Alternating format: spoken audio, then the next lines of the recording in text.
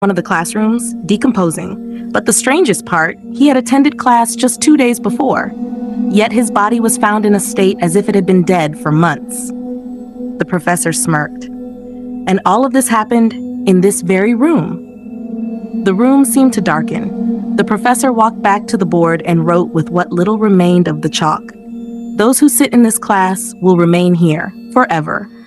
A biting cold filled the air. Around him, the other students slowly turned to face him. The room darkened further. Suddenly, someone in the front row turned their head toward him.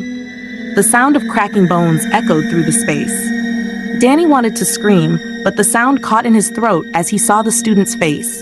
Their skin was a pale, sickly gray, their eyes black voids, bottomless and empty.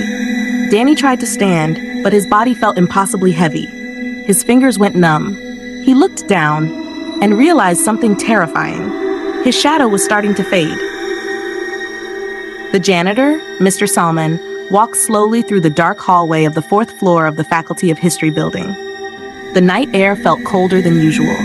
The dim lights flickered softly, casting long shadows along the walls that seemed to move on their own. He stopped in front of room 407. The wooden door was closed, but the small window at the top provided a view inside. And what he saw made his blood run cold. The room was full. Dozens of students sat silently, neatly arranged in their seats, their faces blank, their eyes staring straight ahead. No one spoke, no one took notes, no one moved. At the front of the class, a man in a worn black coat stood with his back to his students. He was writing something on the chalkboard with a piece of nearly spent white chalk. But the light in the room was strange.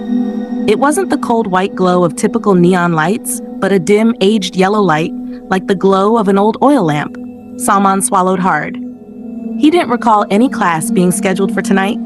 This faculty building was usually empty after 8 p.m. Then his eyes caught something in the back row. A student slowly turned toward the window. His neck bones cracked softly.